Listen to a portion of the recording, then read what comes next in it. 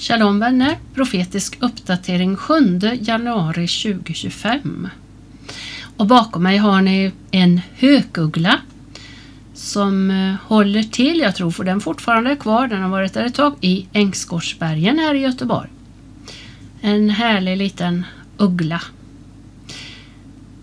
Idag har vi kunnat läsa Kanadas premiärminister Justin Trudeau avgår. Under sin tid vid makten har han kritiserats för användning av auktoritära medel i samband med pandemin och för att vurma woke-kultur. Han är en av dem som har brutit ner kristendomens arv, kommenterar USA-kännaren Ronny Berggren. Ja, det är väl ett bra beslut att han avgår. Hoppas att Kanada får en mycket bättre ledare.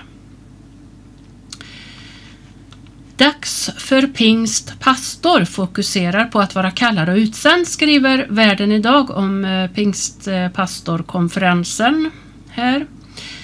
Och ett citat i en artikel i Dagen kan man läsa. Av programmet framgår vidare att laddade ämnen som anklagelserna mot Levi Petrus och Israel-Palestina-frågan kommer att tas upp vid olika seminarier.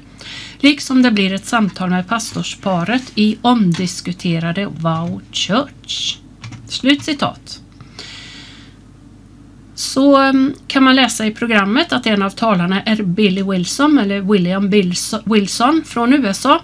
Och signalen här i den här konferensen som jag i alla fall uppfattade, det är att pingst och trosrörelsen går hand i hand. Pingströrelsen, eller pingst, FFS ska vi väl säga, det är ett samfund. Och den så kallade pingstkarismatiska rörelsen med många av de värsta villolärarna i vår tid. Som till exempel då Kenneth Copeland och alla falska lärare och profeter från Toronto-röran som går hand i hand med pingst. Ja, det är i alla fall den signalen man ger. För den här Wilson är ordförande för en mängd saker, bland annat Empower 21, och där var ju då dessa villolärare med. Så det är ju sorgligt detta, och här gäller för de pastorer som är sunda och bibliska, som är fria från trosrörelsens gnostiska läror, att hålla sig utanför strömmen, för den leder fel. Det är helt klart. Och ett av de ämnen som tas upp är alltså Israel och Palestina, står det i schemat. Och hela den rubriken, bara rubriken ljuger. Det finns inget Palestina. Så man undrar, tänker pastorerna i pingst kompromissa och hålla sig till lögnen eller lögnerna om landet Israel, eller kommer de att hålla sig till Bibelns sanning och fakta, historiska fakta? Ja, det återstår att se alltså vart det här leder.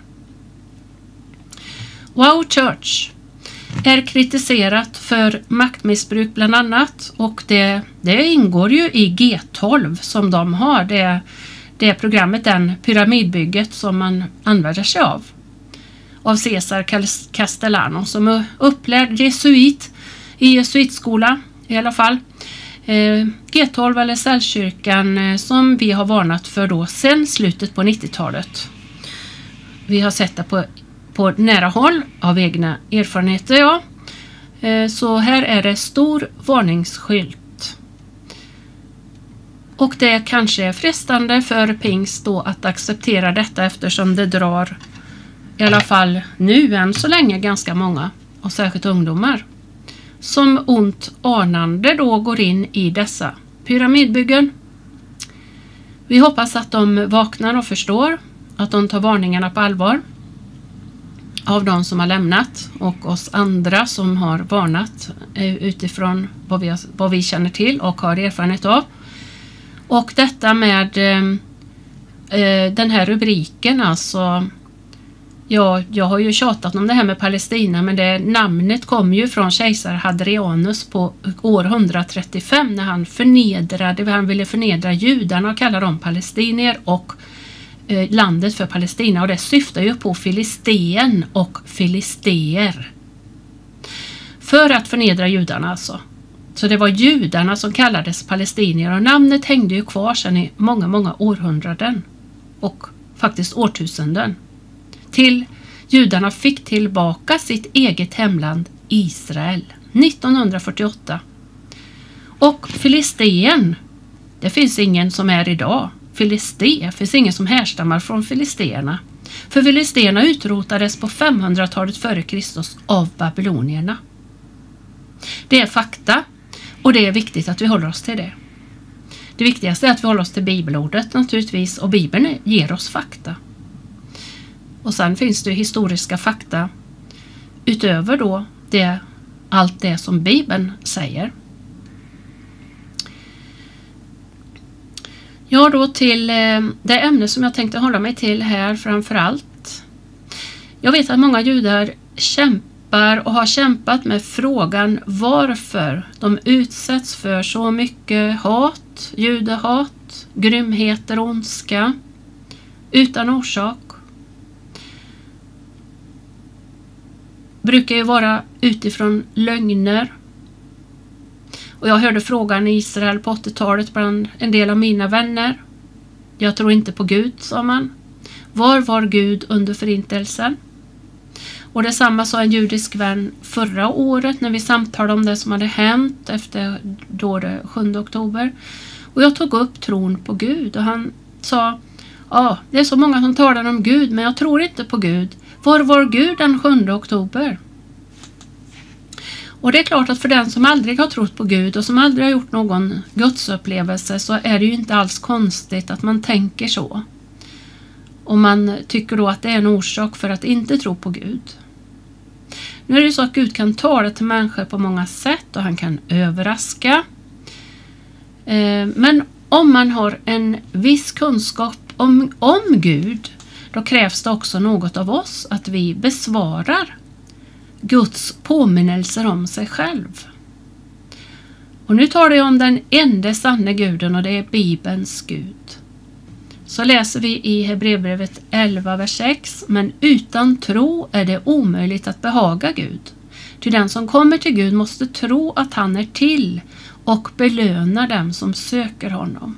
Alltså han hör när vi ber.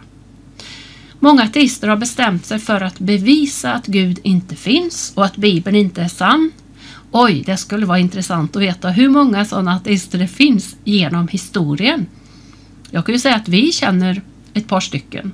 Och hur många fler finns det inte då? Man har hört vittnesbörd på nätet om ateister som resonerar exakt så.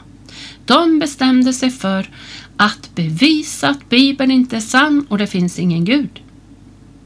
Och lika många har blivit överbevisade om motsatsen. Att Gud finns och att Bibeln är sann. Och de har istället kommit till tro. Istället för att kunna bevisa att Gud inte finns och att Bibeln inte är sann har precis tvärtom de blivit alltså troende och förstått det här är sant. Det finns en Gud. Bibeln är sann. Det mesta vi människor eller människan kan göra det är ju att ärligt söka sanningen. Och den som gör det av uppriktigt hjärta kommer att finna. Och kommer att finna Gud, kommer att finna Jesus. Jesus säger så här i Matteus 7 och vers 7. Bed och ni ska få. Sök och ni ska finna. Bulta och dörren ska öppnas för er. Ty var och en som ber, han får. Ordet här är för att be, det är ju att komma i ödmjukhet, be ödmjukt. Och den som söker, han finner. Här handlar det om ett uppriktigt och ärligt hjärta. Och för den som bultar ska dörren öppnas. Man är alltså ihärdig i att finna Gud. Sök. Seteo på grekiska som betyder att kämpa för att finna. Att kämpa för att finna. Och Jeremia profeterade i Jeremia 29:12. Ni ska kalla på mig och komma och be till mig och jag ska höra er. Ni ska söka mig och ni ska också finna mig om ni söker mig av hela ert hjärta. Och det är ett löfte som gäller alla. Det kommer här sen en video från TBN med Matti Shoshani. Och det här är ett starkt vittnesbörd. Han intervjuar Sapir Cohen, som är en ung judinna som var gisslan 55 dagar i Gaza av terrororganisationen Hamas. Hon är en av dem som senast frigavs, och ett halvår före 7 oktober. Jag går lite i förväg här nu bara för att kort sammanfatta, så får ni höra hur det gick sen. Ett halvår före 7 oktober 2023 fick hon en känsla av att hon stod inför något mycket svårt. Någonting mycket svårt kommer att hända med henne som bara Gud kan hjälpa henne ur. Eller genom. Och det här var märkligt, för att hennes liv såg väldigt bra ut. Hon hade ett bra jobb. Hon hade träffat en om man säger drömman. En man som hon allt hon önskat sig, och livet såg väldigt bra ut. Hon förstod inte vad det var, varför hon kände så här. En dag såg hon plötsligt en reklam på Instagram, och det var en bibelvers från psalm 27, och det stod att om du läser det här i 30 dagar kommer du att må bra, och det kommer att ske under med dig. Så står det i reklamen. Och Sapir kände att hon ville be till Gud för första gången i sitt liv. Sapir bor ju då i Israel. Hon läste versen i psalm 27 i 30 dagar. Och den sista dagen var 7 oktober 2023. Hon tänkte på det hon läste när hon läste det här innan då. Och att det här kapitlet, eller psalmen som vi säger då, relaterar inte till medicin, utan det handlar om krig. Och att Gud räddar mig från fiender. Och Sapir sa till sig själv, nästan lite på skämt, undrar vilket krig jag kommer att bli räddad ur. Det förstod hon den 7 oktober. Och det här var den bön som hon bad varje dag, hela tiden i fångenskap. Och hon förstod att Gud hade ett syfte med det fruktansvärda som hände, och det gav henne kraft när hon bad bönen till Herren. Och vi ska läsa här psalm 27. Det är alltså en psalm av David. Herren är mitt ljus och min frälsning. För vem skulle jag frukta? Här vill jag inflika att frälsning på hebreiska är här Jeshua. Herren är mitt ljus och min Jeshua. Herren är mitt försvar. För vem skulle jag vara rädd? När det onda kommer emot mig och vill uppsluka mig, mina motståndare och fiender, då ska de själva stappla och falla. Om en här belägrar mig, fruktar ej mitt hjärta. Om krig bryter ut mot mig, är jag ändå trygg. Ett har jag begärt av Herren, det längtar jag efter, att få bo i Herrens hus i alla mitt livs dagar, för att se Herrens ljuvlighet och betrakta hans tempel. Ty han håller mig gömd i sin hydda på olyckans dag. Han beskyddar mig i sin boning, han för mig upp på klippan. Nu kan mitt huvud höja sig över mina fiender runt omkring mig. Jag vill offra jublets offer i hans hydda. Jag vill sjunga till Herrens ära och lova honom. Och orden här, sock och ohel, som översätts hydda i vår svenska bibel, det betyder också tabernakel. Och det är alltså Guds boning, den som Gud beskyddar, och klippan är Messias. Klippan, när det står i Gamla testamentet, det är alltid syftar på Gud och hans Messias. Klippan är Messias. Men det är fortfarande många judar som inte ser detta, men en hel del har fått upp ögonen för vem det är. Vers 7. Hör, Herre, jag höjer min röst och ropar, var mig nådig och svara mig. Mitt hjärta tänker på ditt ord, sök mitt ansikte. Ja, ditt ansikte, Herre, söker jag. Dölj inte ditt ansikte för mig. Driv inte bort din tjänare i vrede, du som har varit min hjälp. Släpp mig inte, överge mig inte, du min frälsningsgud.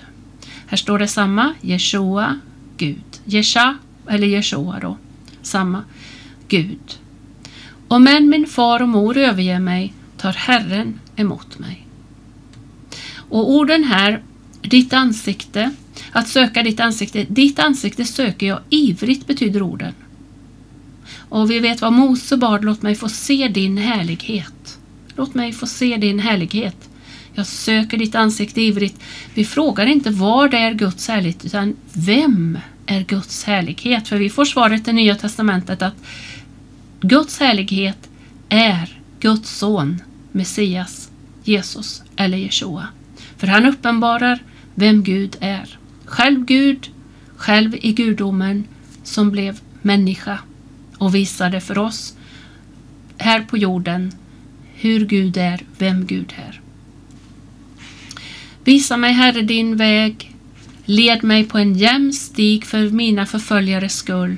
Överlämna mig inte åt mina ovänners illvilja. Ty mot mig uppträder falska vittnen som andas våld. Och här förstår vi att denna unga kvinna Sapir tog det här och såg det här väldigt bokstavligt. För här har vi ju ordet Hamas som betyder våld på hebreiska. Här mot mig uppträder falska vittnen som andas våld. Det var ju bokstavligt det Sapir och övriga gisslan har och får utstå. Det är lögner, det är falska vittnen. De har lögner om landet. De tror på lögner om landet, Israel. De tror på lögner om judarna. Och det är roten, lögnen är roten till det onda som de utövar. Våld, våldsam, att vara falsk, ondska, grymhet och förtryck, det är vad Hamas betyder. Och det beskriver väldigt bra vad terroristerna i Hamas står för. Så läste vi här, hoppas på Herren. Var stark och frimodig i ditt hjärta, jag väntar på Herren. Det är samma ord här för hoppas på och vänta på. Ordet kava på hebreiska. Och det här ordet betyder ju att tvinnas samman eller att bindas samman. Att leta efter och tålmodig väntan. Att tålmodigt vänta alltså efter Herren. Och det är samma ord som står i Jesaja 40 vers 31 där vi utlovas ny kraft när vi tror och hoppas på eller väntar på Herren. Jesaja 40 och 31. Men de som hoppas på Herren får ny kraft. De lyfter med vingar som örnar. De skyndar iväg utan att mattas. De färdas framåt utan att bli trötta. Här stannar man alltså upp och man hämtar kraft hos Herren sin Gud. Man ber om ny kraft. Och när vi väntar på Herren i bön, då händer någonting speciellt. Som det här ordet också uttrycker, att binda samman, att tvinnas samman. För Gud formar och för oss samman med sin vilja, sin goda vilja. Hans vilja blir min vilja, eller hans vilja blir din vilja. Även om vägen är svår, då vet vi att Jesus ska föra och ger det mod och den kraft och allt det vi behöver på vägen, dag för dag. Och Gud stärker oss, han ger oss kraft när vi väntar på honom och söker honom. Eller söker hans ansikte, hans närhet som vi läser här. Kava är roten till ordet för hopp, förhoppning och någonting som man längtar efter. Ordet är tikva på hebreiska. Det har ingenting med annan tikva att göra. Det här är, ordet betyder hopp, det är i Bibeln. Som också betyder lina eller snöre. Och det är samma ord för det röda snöret som skökan Rahab eller Rahab hängde ut i Jeriko, som vi läser om i Domarboken kapitel 2. Och det röda snöret visade hennes förhoppning och längtan. Att hon skulle få leva, hon och hennes familj skulle få leva och bli räddad. Men det talar om att hon hade längtan att få tillhöra Israels Gud och hans folk. Det är det som hennes röda tikva röda snöre vittnar om. För ryktet om Herren och hur han hade fört israeliterna ut ur Egypten hade ju spridits vida omkring, och det här visste folket, och man fruktade för Israels Gud i Kanan som det var då. Ändå var det ju ytterst få som ville ödmjuka sig och tro och tillhöra Israels Gud. Men Rahab, hon ville det, och hon visade det tydligt med sitt handlande här. Och med facit i hand så drar ju vi naturligtvis parallellen till blodet, det röda blodet som renar från all synd. Jesu blod. Han som gav sig själv som ett offer istället för alla offerdjur, alla dessa mängder av offerdjur som man offrade som en förebild under det gamla förbundets tid, gamla testamentets tid som vi säger, och där Jesus uppfyller alla offer med sitt eget blod en gång för alla och kan därför rena från synd och ge frälsning och förlåtelse. Den som hoppas på Gud och hans löften kommer aldrig på skam. Och därför kan många säga, trots förföljelse, trots grymheter och ondska, Gud var där. Han fanns där i nöden. Han hörde min bön och han hjälpte mig. Och det här är vad denna kvinnan vittnar om. Hon fick erfarenhet av detta. Jag tror inte hon ser ännu vem som är Messias, men hon tror, hon bad och ber till Israels Gud, och han hörde hennes bön och han räddade henne i detta svåra. I Hebreerbrevet 11 kallar vi ju trons kapitel, och där läser vi om många föredömen i tron som vi läser om i Bibeln. Föredömen i att lyda Gud. För att gå i tro, det är att lyda Gud. Det är att gå på det Gud har sagt. Då bör man veta, försöka Guds vilja och veta vad Gud säger och vad han vill. Och sen går man i tro på honom. Många har fått gett sitt liv för sin tro. Det läser vi om i Hebreerbrevet 11, och det läser vi om många bibelsammanhang. Och vi vet att det är så genom hela historien, och det pågår idag. Många är förföljda, många lever med sitt liv som insats för att följa Jesus eller Jeshua, och detta pågår i många länder. Men den stora skillnaden när vi möter sån här ondska, som även då hände 7 oktober i Israel, 7 oktober 2023 i Israel, det är det avgörande om vi har en levande tro på Gud eller inte. En levande tro på Jeshua. För den som har tron är lovad en uppståndelse och evigt liv hos Gud. Och det är vad Gud vill med varenda människa. Och därför fortsätter vi be för Israel, förutom alla andra som vi ber för i vår närhet var och en. Vi som är kristna eller messianska troende judar. Och vi ber för alla som fortfarande är gisslan. Vi ber om Guds nåd och hjälp. Och vår bön är att judarna ska få öppnade ögon också för Jeshua, sin Messias, den judiske Messias. Och vi ber om nåd för dessa gisslan. Det är också så som vi vet att när man själv mår fruktansvärt dåligt, är utsatt för något fruktansvärt svårt eller är sjuk, svårt sjuk, och det kan vara väldigt mycket, både antingen psykiskt eller fysiskt, då är det inte alltid så att man själv ens orkar be.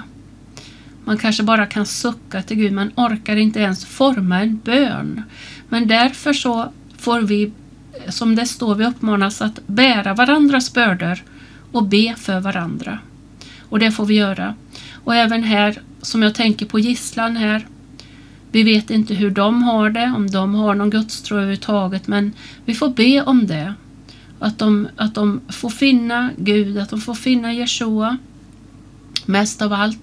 Och vi får bära dem i bön. Vi får hjälpa dem i bön. Det gör vi. Och det finns så mycket vittnesbörd om att många har känt att det är något särskilt. Jag var buren i bön, brukar man säga. Jag var buren i bön. Och det har många av oss också personlig erfarenhet av. Så på den frågan, var Gud under förintelsen? Var Gud den 7 oktober? Vi har inte alla svar. Vi kan inte svara på allt det som sker. Vi vet att synden avslöjas, ondskan avslöjas för att vi ska vända oss till Gud. För endast Gud är god. Vi ska söka honom och be till honom. Men vi vet också att det finns svar. Att många människor har svar. Att Gud var där. Gud hörde min bön och han hjälpte mig. Det finns många sådana vittnesbörd och det har ju också med vårt gensvar att göra. Så med detta så kommer nu den här videon. En mycket fin intervju och ett fint och starkt vittnesbörd här. Och låt oss också bli påminna om genom detta att fortsätta att lyfta både Israel och gisslan och hela situationen där inför Herren i bön. Så med det önskar jag er en fortsatt, hoppas jag, fin dag. Det stormar och blåser väldigt här på västkusten och kanske på fler ställen i landet. Men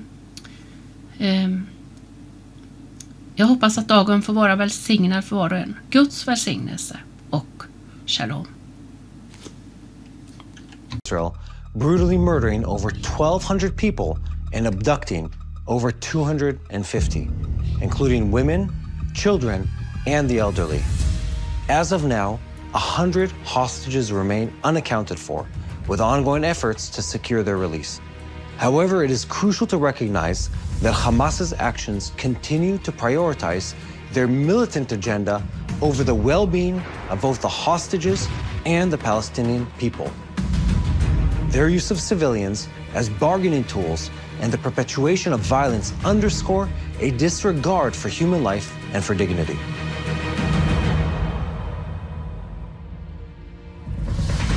I'm meeting Sapir Cohen, who survived 55 harrowing days in Hamas captivity after being abducted from Kibbutz Nir Oz on October the 7th. Her nightmare of being held hostage ended with her release on November the 30th, 2023, during the last hostage exchange. Yet her partner, Sasha Tulfanov, who was taken alongside her, remains in captivity, a painful reminder that this story is far from over.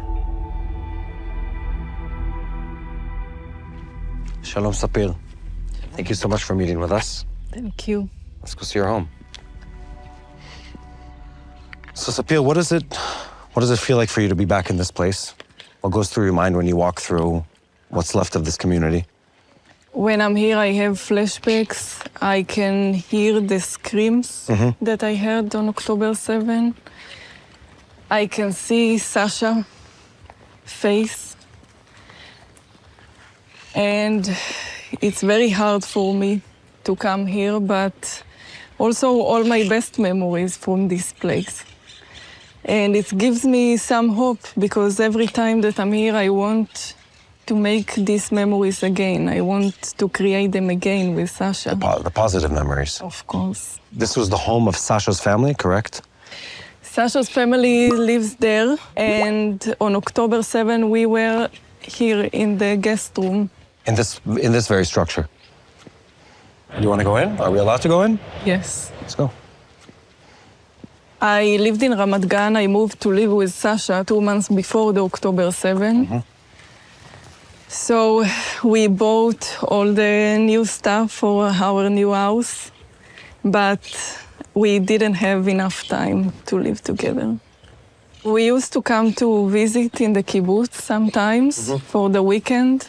On October 6th, we came here to visit the parents to celebrate Simchat Torah.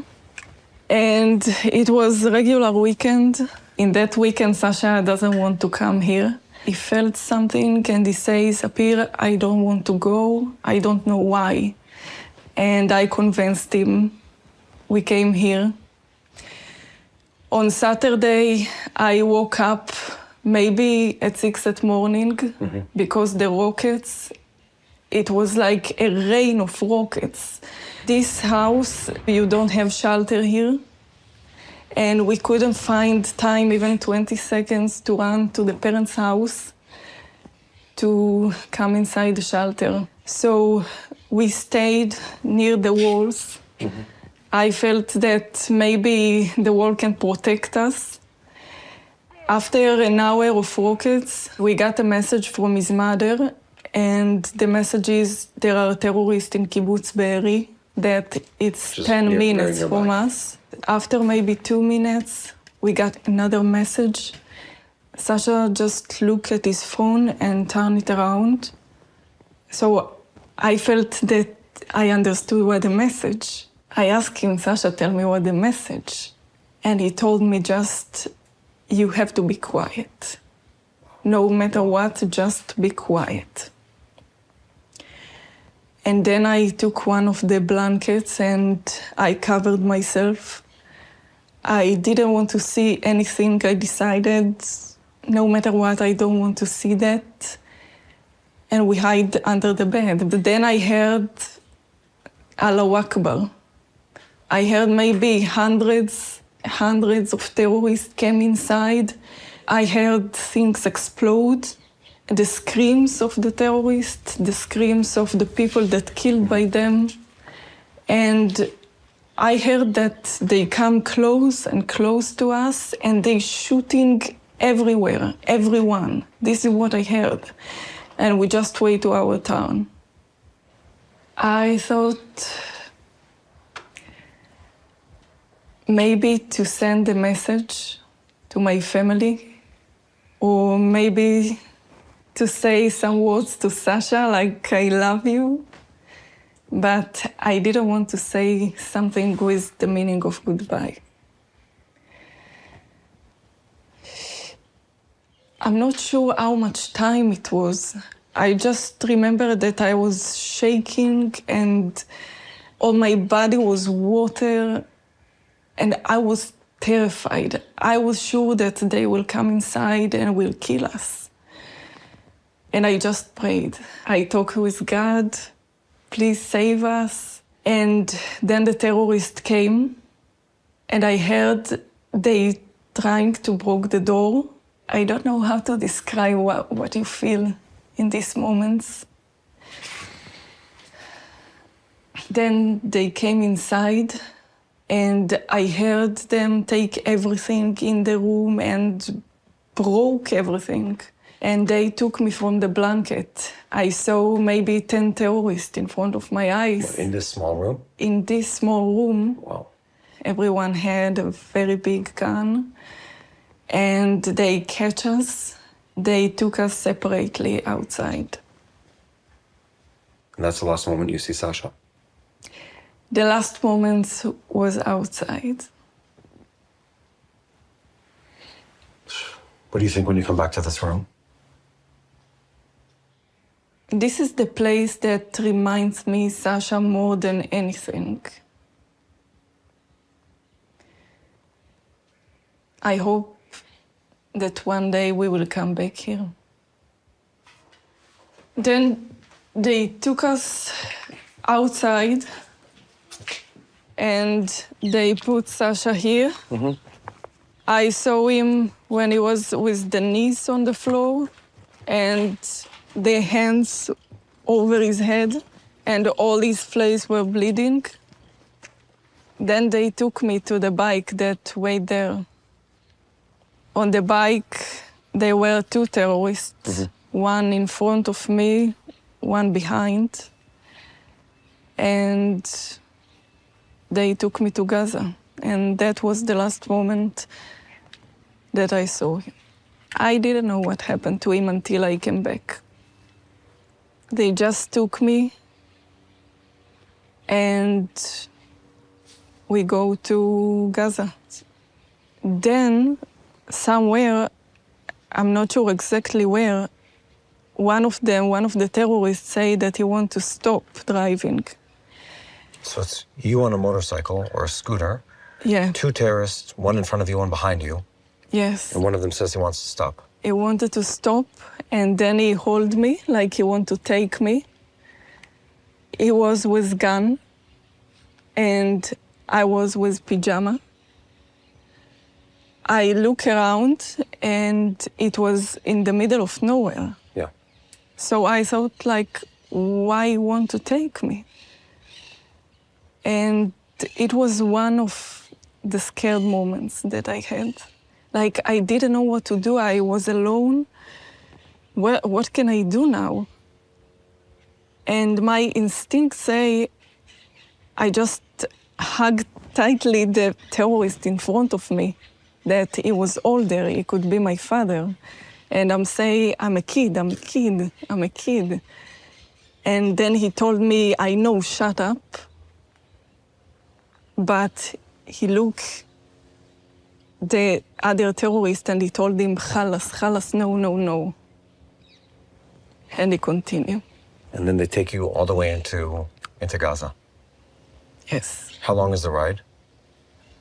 It took maybe 20 minutes because some people tried to stop the bike. They wanted to come to beat me. But finally, we come inside. We come inside Gaza, and I saw maybe thousands of people there. All the street was full of the civilians. And I just look around me, I was in shock. I felt like maybe I'm dreaming, maybe I'm in the next world. It can be the reality. I just look at them, and they are all come to touch me. They come to beat me. They beat me strong, and I tried to protect myself. And I was saying, God, you're please. still on the motorcycle? I was on the motorcycle. Yeah. But we couldn't continue because all the people, they stood around us. In that moment, maybe the terrorists decided that they want me alive. So they kept me inside of Gaza from the people, from the civilians. They didn't want them to kill me. And they just hold each other. And we continued the way until I came to the first place. Where they hide you away for the first time? Yes. Let's talk about you and Sasha for a second, while we're still here. You said you described Sasha as a giant. Yes. Over 1.90 m. I don't know what that is in feet, but very large guy. A very large guy, very big guy, like the gym. I felt that it's a miracle that he kidnapped. And not killed. Yes. Sasha is an electrical engineer. He worked in Amazon. And I met him approximately 1 year before it happened. I felt that God sent him to me. And then we know he made it into the Gaza Strip, and we don't know what happened after that. We know about the videos. Yeah. They released 2 videos after 6 months and another 2 videos after maybe 1 year. In the first video, he said that he missed to his girlfriend. And after a year in the second video, he said he doesn't say that. He doesn't talk about me. I'm sure he still missed you. I know Sasha. I know that he wants me to continue because he feel like maybe he does something bad for me if I just wait and wait all the time for him. But I'm still waiting. I think that's beautiful. I think everyone who's watching this is praying to know that he will be released alive and well and be able to join with you again. I hope. Yeah. I have a personal question for you. Are you always so composed even before October 7th, or is this like a new character for you? You're one of the most relaxed people I've talked to in a while.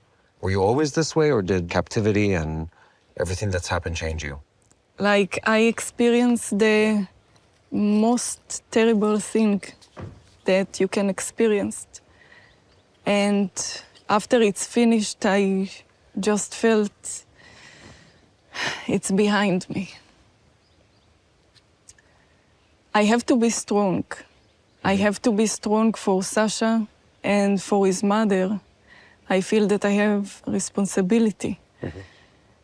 And when I have responsibility, it's give me the power that I need to continue. You're taking us, by the way, to Sasha's parents' home? So, yes. So these are the parents of Sasha. Yes. They came here from Russia. He came here when he was 4 years old to the kibbutz. Just to frame the story, so the father was murdered here on October 7th? The father murdered, and we didn't know that. The mother said that the terrorist told him just take the car keys and go outside, and she doesn't know what happened to him. And then she's kidnapped herself. Yes, and she kidnapped her mother too. Now she doesn't have nothing in her life, no husband, and the only child, Sasha is the only child. And he's still in Gaza. in Gaza. When you stand in a room like this and you see what happened to the place, it brings to life how much pain people experienced and how much suffering they experienced on that day. For a lot of the people, time stopped on that day. It never continued. The hope and the pain in those families until everything is done to bring the hostages back, that's never going away. And I'd say more than that, we as a people, we can't heal until we've proven to ourselves and to the world that we've done everything in our power to bring your Sasha and everyone else's son, daughter, wife, husband, bring them back to Israel. However they are, bring them back to Israel. I want that everyone feel that these hostages, it's not hostages, it's our brothers and sisters. And this is what I'm trying to encourage. This is to be united. This is the meaning of to be united. When you go to bed at night and I'm sure you're thinking about Sasha, you're thinking about the year that's gone by. I just think about the day that I will meet him in the hospital, and I just hugged him. Maybe I will not talk. I just think about this moment. If you've stuck with us so far, make sure to like, share, and subscribe. It means a whole lot to us to hear from you and to know that you get to experience every piece of content that we release. Thank you, and make sure to watch the next segment. So let's talk a bit about your captivity. You were released after 55 days of captivity in the Gaza Strip. Can you talk us through or walk us through what it looked like to be in Hamas captivity? It's a life that no one else could understand. You were hostage in the hands of a violent terrorist organization. You had no knowledge of what's going to happen, no communication with the outside world. What does a day-to-day life look in that situation? What are you thinking? What are you feeling when that's happening? So it was a few months before the October 7, maybe 6 months. I had anxieties, and it's something that I never felt before. And I didn't know what happened, like why I feel like that. Everything in my life was okay. I had a great job. I was software engineer. I met Sasha, that it was the man that I always say that I want. And why I feel that something bad will happen to me. Mm-hmm. This is what I felt. For 6 months? For 6 months. Wow. I felt that I'm standing in front of a very bad thing that just God can help me. Mm. And one day I just watched stories in the Instagram, and finally I saw advertising. It was a chapter in Psalms, chapter 27. And they wrote there that if you read it 30 days, you will be healthy, miracles will happen to you. I felt that I want to pray for the first time in my life. I said it 30 days, and the last day was the October 7. I thought about the things that I'm saying, and this chapter is not related to medicine, it's related to war, and God saved me from the enemies. Even the word Hamas appeared there. And I remember that I just asked myself from which war I praying to be saved.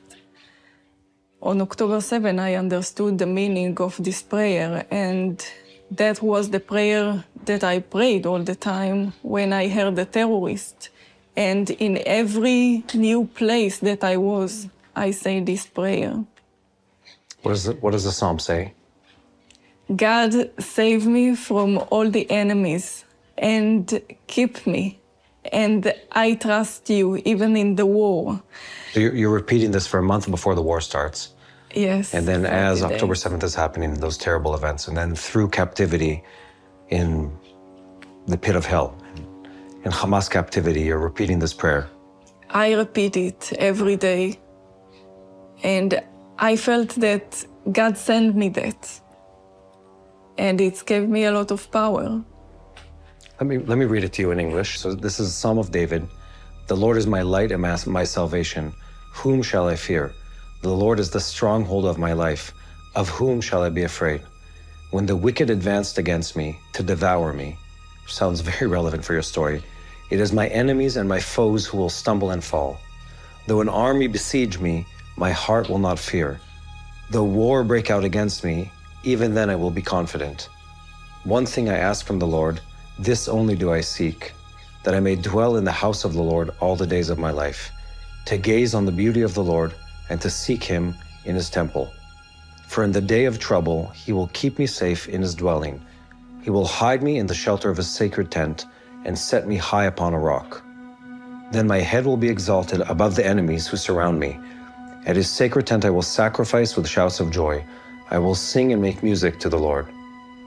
Hear my voice when I call, Lord. Be merciful to me and answer me. My heart says of you, seek his face. Your face, Lord, I will seek. Do not hide your face from me. Do not turn your servant away in anger. You have been my helper. Do not reject me or forsake me, God, my Savior. Though my father and mother forsake me, the Lord will receive me. Teach me your way, Lord. Lead me in a straight path because of my oppressors. Do not turn me over to the desire of my foes, for false witness rise up against me, spouting malicious accusations. I remain confident in this. I will see the goodness of the Lord in the land of the living. Wait for the Lord, be strong and take heart, and wait for the Lord. Very powerful. I remember the first days in the captivity, and I always thought about Sasha, what happened to him, and I thought if I could maybe hide in different place, and why I didn't listen to Sasha that he doesn't want to go to the kibbutz. Yeah. And all these thoughts like explode my head. I just decided to stop it.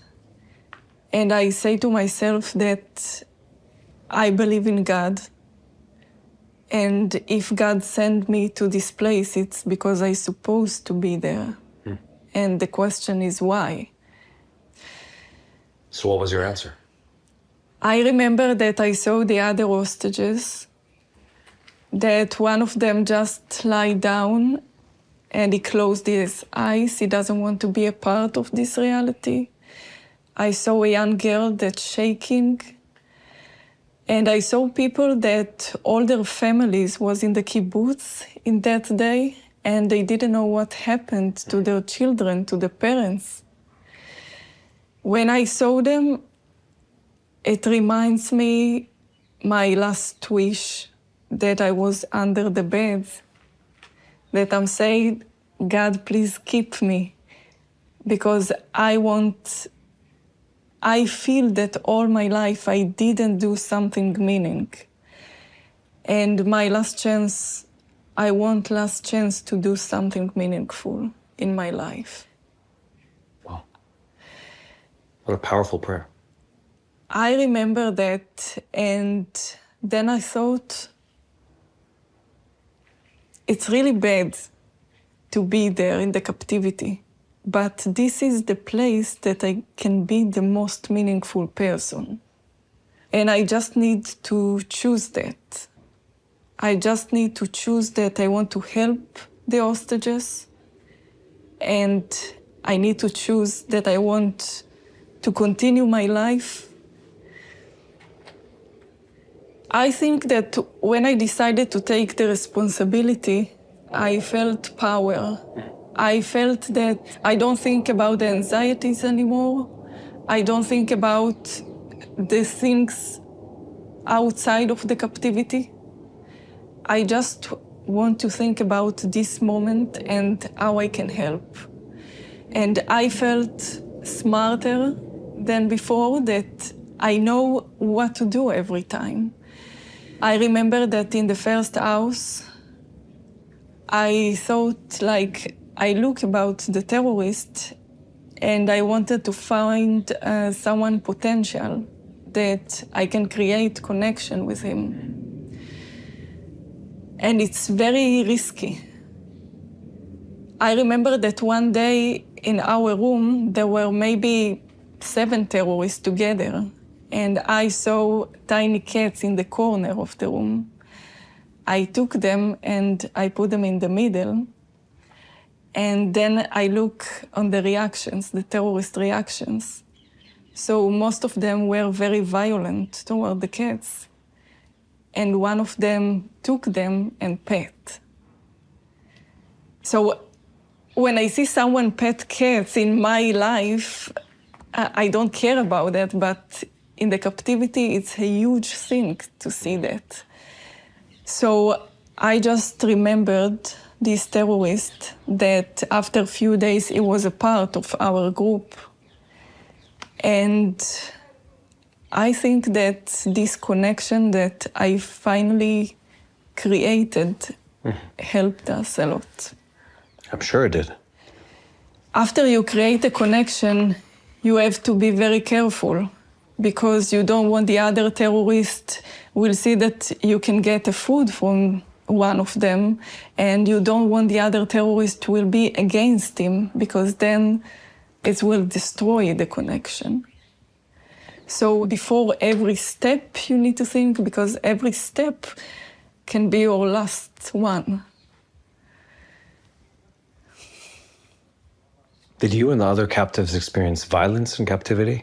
I saw people after 3 weeks that came to my group that get just 1 pita per day, and they were so like this. So thin.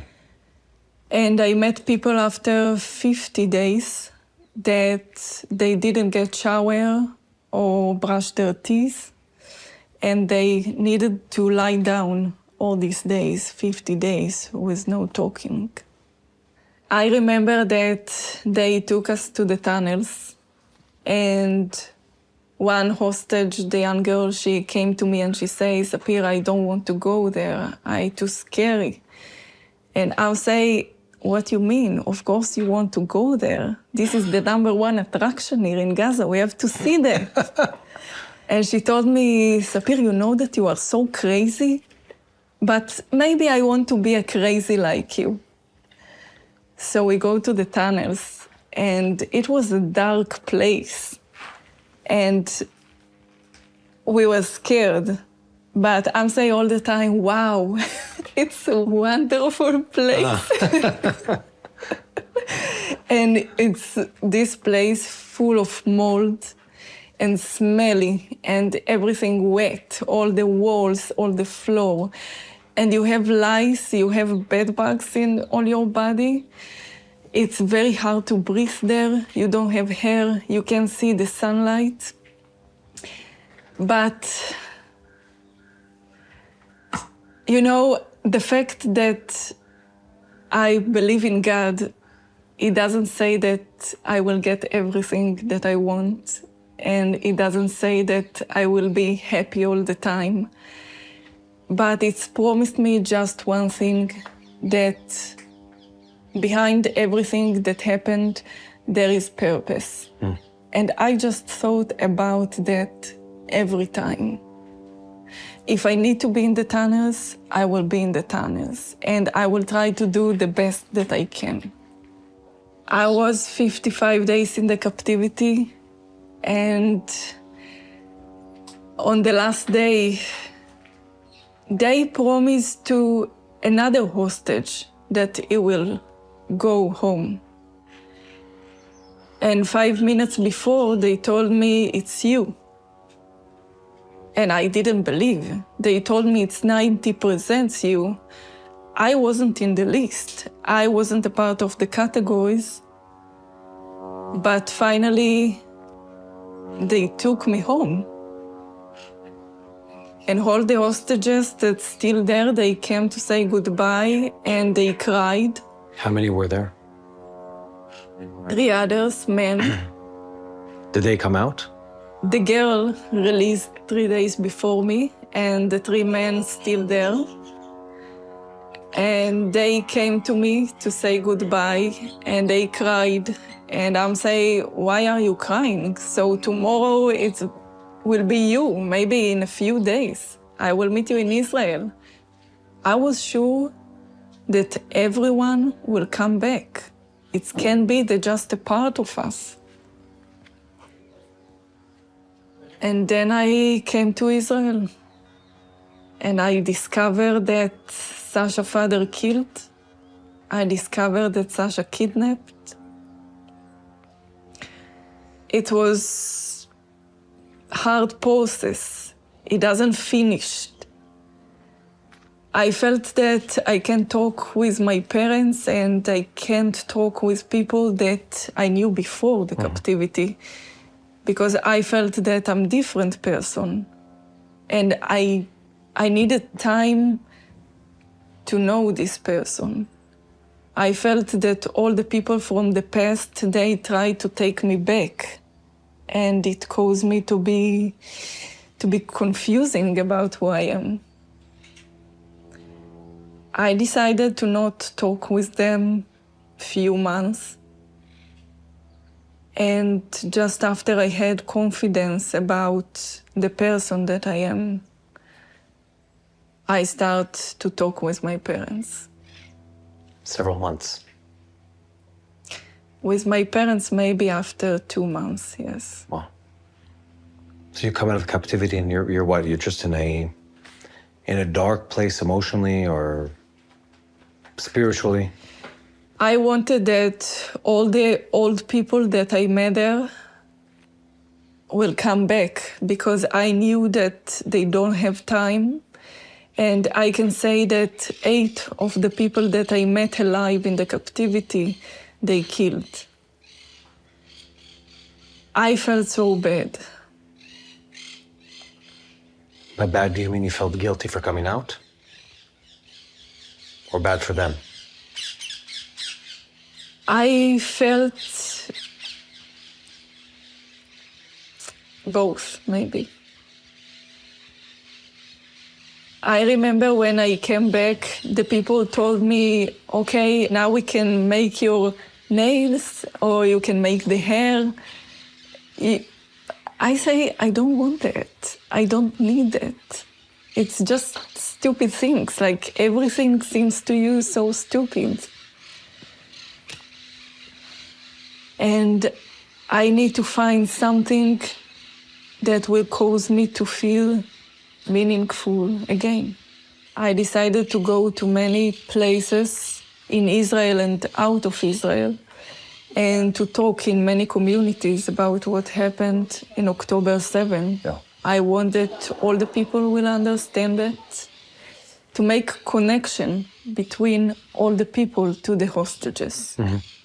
I met the elected President Trump in an event in New Jersey. I spoke in that event.